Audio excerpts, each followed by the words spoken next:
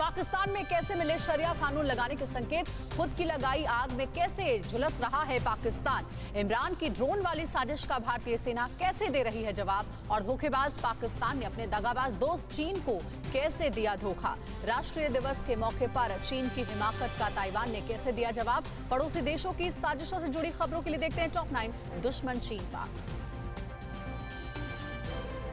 दुनिया की सिरदर्द बने पाकिस्तान में अब आम आदमी का जीना और भी ज्यादा दूभर हो सकता है। प्रधानमंत्री इमरान खान ने माना है कि देश में आतंक मचाने वाले तहरीके तालिबान पाकिस्तान के साथ उसकी सरकार बात कर रही है और इसमें अफगान तालिबान उनकी मदद कर रहा है। खबर ये भी है कि इमरान ने टीटीपी की ज्यादातर बातें मान भी ली है और आने वाले दिनों में वहाँ शरिया कानून भी लागू हो सकता है।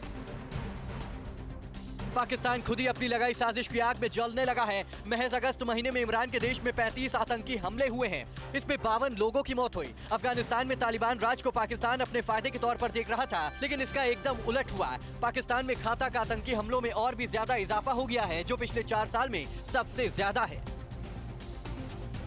एलओसी के पास पाकिस्तान की ड्रोन वाली साजिश से निपटने के लिए सुरक्षा बलों ने पूरी तैयारी कर ली है। बीएसएफ ने बॉर्डर के गंजसू इलाके में ग्रामीणों को ड्रोन खतरे के प्रति जागरूक किया। लोगों को बताया कि कैसे ड्रोन दिखाई देने पर सुरक्षा बलों को इसकी जानकारी देनी है। पाकिस्तान इन इलाकों में ड्रोन के जरिए हथियारों और नशीले पदार्थों की ड्रॉपिंग करता है। एलएसी पर चीन की साजिश से निपटने के लिए भारतीय सुरक्षा बलों ने अपनी तैयारी और ज्यादा पुख्ता कर ली है। भारत ने इजराइल से हेरोन मार्क 2 ड्रोन खरीदा है, जिससे पूर्वी लद्दाख के क्षेत्र की निगरानी की जाएगी। हालांकि भारत पहले से ही हेरोन ड्रोन का इस्तेमाल करता रहा है, लेकिन नया ड्रोन अपग्रेड वर्जन का है। खास बात यह है कि इस ड्रोन में लेजर गाइडेड बम और मिसाइलें भी लगाई जा सकती हैं।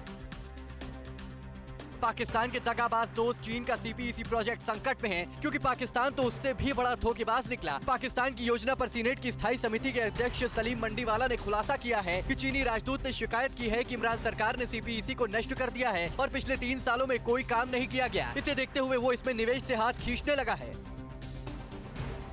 पाकिस्तान में चीनी निवेश की कलाई एक एक कर खुलने लगी है। चीन सीपीईसी प्रोजेक्ट के लिए पाकिस्तान को अनुदान नहीं बल्कि कमर्शियल रेट पर कर्ज देता है। पाकिस्तानी अखबार डॉन ने अपनी एक रिपोर्ट में बताया कि अमेरिका स्थित अंतरराष्ट्रीय विकास अनुसंधान प्रयोगशाला एडिडाटा ने ये दावा किया है।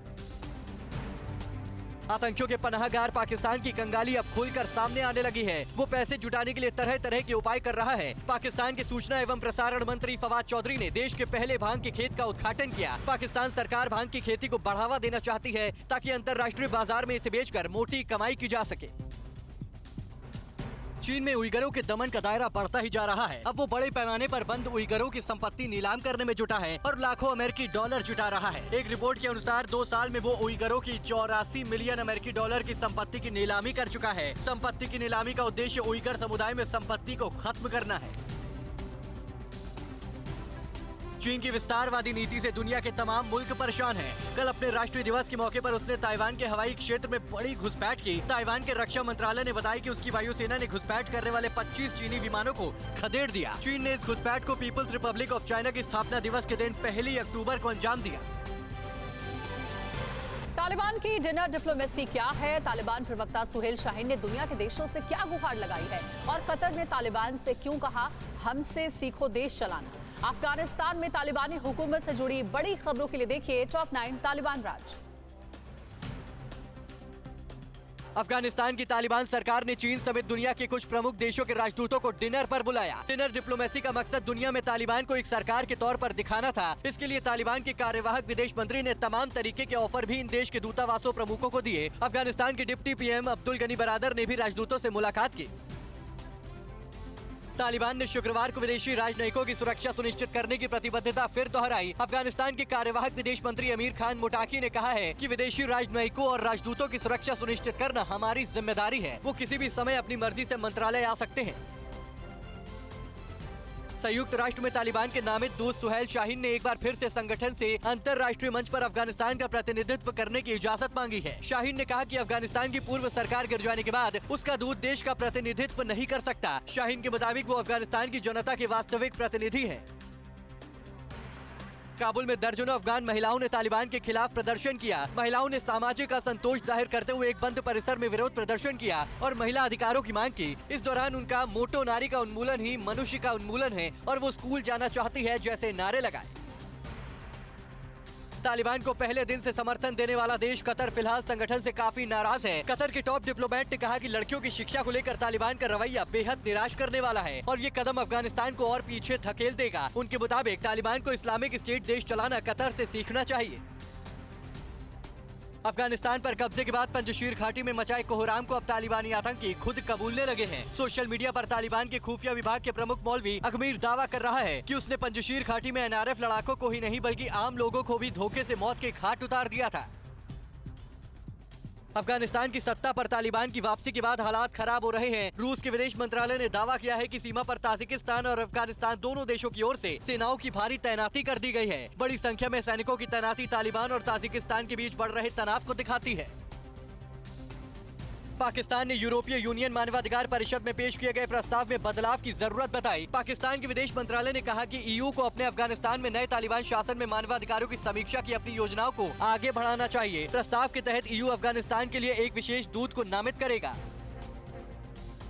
आतंकवाद के खिलाफ अपने युद्ध में अमेरिका तालिबान के कब्जे वाले अफगानिस्तान में ठिकानों को निशाना बनाने के लिए रूस के ठिकानों का इस्तेमाल कर सकता है। अमेरिका अफगानिस्तान के उन इलाकों को निशाना बनाएगा जहां ISIS खुरासन और अलकायदा जैसे आतंकवादी समूह भी अभी सक्रिय हैं। इसके लिए अमेरिका उन देशों के साथ बातचीत भी कर रहा है। छत्तीसगढ़ कांग्रेस के विधायकों ने दिल्ली में क्यों डाला है डेरा? पंजाब कांग्रेस में क्यों टूट पक्की है? अमित शाह और जेपी नड्डा ने किस राज्य की चुनावी तैयारियों पर दिल्ली में किया मंथन और कहां बीजेपी को लगा एक और झटका? देश की सियासत से जुड़ी खबरों के लिए देखते हैं टॉप 9 सियासी संग्राम। छत्तीसगढ़ कांग्रेस में चल रही विवाद में कल नया ट्विस्ट आ गया। दिल्ली में डटे 2 दर्जन से ज्यादा विधायकों का रायपुर लौटने का कार्यक्रम अचानक रद्द हो गया। करीब आधा दर्जन और विधायक दिल्ली के लिए रवाना हो गए। इनका कहना है कि दिल्ली पहुंचे उनके साथी विधायकों ने उन्हें बुलाया है। हालात को देखते हुए राज्य में नेतृत्व परिवर्तन की अटकलें तेज हो गई हैं। कांग्रेस का दामन छोड़ चुके पंजाब के पूर्व मुख्यमंत्री कैप्टन अमरिंदर सिंह जल्द ही नई राजनीतिक पार्टी बना सकते हैं। इस पार्टी का नाम पंजाब विकास पार्टी हो सकता है। पार्टी की घोषणा से पहले अमरिंदर ने अपने करीबी नेताओं से संपर्क साधा है। इस पार्टी में नवजोत सिंह सिद्धू के विरोधियों को भी शामिल किया जाएगा। कैप्टन अमरिंदर सिंह की केंद्रीय गृह मंत्री अमित शाह से मुलाकात पर पंजाब कांग्रेस प्रभारी हरीश रावत ने सवाल उठाए। कहा अमरिंदर को पार्टी ने बहुत सम्मान दिया, वे किसान विरोधी बीजेपी के मददगार न बने। अमरिंदर ने हरीश रावत के आरोपों को सिरे से खारिज किया है। कहा सार्वजनिक जगहों पर सिद्धू को मेरी बेइज्जती की इजाजत किसने दी? पंजाब का मुख्यमंत्री बनने के बाद चरणजीत सिंह चन्नी ने कल पहली बार पीएम मोदी से मुलाकात की। पीएम के साथ बैठक के बाद सीएम चन्नी ने कहा कि उन्होंने धान खरीद, कृषि कानून और करतारपुर कॉरिडोर को लेकर बातचीत की। उन्होंने मेरी बात ध्यान से सुनी। सीएम ने कहा कि ये एक शिष्टाचार मुलाकात की, कोई एजेंडा नहीं था। इस बीच पंजाब के सीएम चरणजीत सिंह चन्नी का एक वीडियो वायरल हो रहा है जिसमें वो देर रात अपने आवास के बाहर सड़क पर बैठकर पटियाला से आए कुछ लोगों की फरियाद सुन रहे थे। ये लोग अपने इलाके में पानी और सड़क की समस्या को लेकर सीएम से मिलने आए थे। सीएम ने रात 12:30 बजे पटियाला के डीएम को फोन लगाया और उनको निर्देश दिया। कांग्रेस में जारी उठापटक के बीच कांग्रेस के वरिष्ठ नेता कमलनाथ और अरविंदर सिंह लवली ने कल सोनिया गांधी से मुलाकात की। सूत्रों के मुताबिक इस दौरान पार्टी के अंदरूनी घटनाक्रम पर चर्चा हुई। कमलनाथ ने सोनिया गांधी को राज्य के मौजूदा सियासी हालातों से भी अवगत कराया। राष्ट्रपिता महात्मा गांधी और लाल बहादुर शास्त्री की जयंती है आज। देश दे रहा है उन्हें श्रद्धांजलि। पीएम मोदी का जल जीवन मिशन क्या है? चाचा चौधरी का कैरेक्टर किस प्रोजेक्ट का बना? शुभंकर और चमोली में हुए हादसे का ताजा अपडेट क्या है? देश की सभी अहम खबरें जानिए टॉप 9 राष्ट्र। आज राष्ट्रपिता महात्मा गांधी और देश के दूसरे प्रधानमंत्री लाल बहादुर शास्त्री की जयंती है। देश अपने इन अमर सबूतों को श्रद्धांजलि दे रहा है। कुछ देर बाद पीएम मोदी राजघाट पहुंचकर महात्मा गांधी को श्रद्धा सुमन अर्पित करेंगे। पीएम विजय घाट भी जाएंगे और लाल बहादुर शास्त्री को श्रद्धांजलि देंगे। कांग्रेस अध्यक्ष सोनिया गांधी भी राजघाट पहुंचेंगे। गांधी जयंती के मौके पर पीएम मोदी आज सुबह 11 बजे जल जीवन मिशन ऐप लॉन्च करेंगे। इसका उद्देश्य लाभार्थियों को जागरूक करना और मिशन को ज्यादा जवाबदेह बनाना है। इसके अलावा पीएम राष्ट्रीय जल जीवन कोष की भी शुरुआत करेंगे। पीएम मोदी जल जीवन मिशन के लाभार्थियों और देश भर के ग्राम पंचायत प्रतिनिधियों के साथ वीडियो कॉन्फ्रेंसिंग के जरिए संवाद भी करेंगे। केंद्र सरकार ने कंप्यूटर से भी तेज दिमाग के लिए मशहूर कॉमिक कैरेक्टर चाचा चौधरी को नमामि गंगे योजना का शुभंकर घोषित किया है। जल शक्ति मंत्रालय की ओर से जारी बयान में कहा गया कि नमामि गंगे प्रोजेक्ट के प्रति जागरूकता लाने के लिए इस कैरेक्टर का इस्तेमाल करेगी। साथ ही कहा कि इस मिशन के तहत प्रदूषित नदियों को साफ करने के लिए युवाओं को भी जोड़ा जाएगा। दुबई में दुनिया का सबसे बड़ा एक्सपो 2020 शुरू हो गया है। केंद्रीय मंत्री पीयूष गोयल ने भारतीय पवेलियन का उद्घाटन किया। इस मौके पर अपने संदेश में पीएम मोदी ने कहा कि ये भारत में निवेश का सबसे अच्छा वक्त है। पीएम ने दुनिया भर के निवेशकों को भारत में आने का न्योता दिया। उत्तराखंड के चमोली में हिमस्खलन, 7000 मीटर ऊंची चोटी पर चढ़ाई करने जा रहे नौसेना के 5 जवान और 1 पोर्टर लापता हो गए। नेवी का 20 सदस्यीय दल 7000 मीटर ऊंची चोटी त्रिशूल पर चढ़ाई कर रहा था। उत्तराखंड के सीएम पुष्कर धामी ने कहा कि इस दौरान आए बर्फीले तूफान में 6 लोग लापता हो गए हैं, जबकि 14 लोगों का रेस्क्यू कर लिया गया है। राहत और बचाव टीम उनकी तलाश में जुटी है। यूपी सरकार कानपुर के व्यापारी मनीष गुप्ता की गोरखपुर में हुई मौत के मामले की जांच सीबीआई से कराएगी। राज्य सरकार ने इसकी सिफारिश केंद्र को भेज दी है। जब तक सीबीआई इस केस को टेक ओवर नहीं करती, तब तक कानपुर एसआईटी इसकी जांच करती रहेगी। योगी सरकार ने मनीष गुप्ता की पत्नी को कानपुर विकास प्राधिकरण में ओएसडी के पद पर नियुक्त करने और परिवार को 40 लाख रुपए की मदद के आदेश दिए।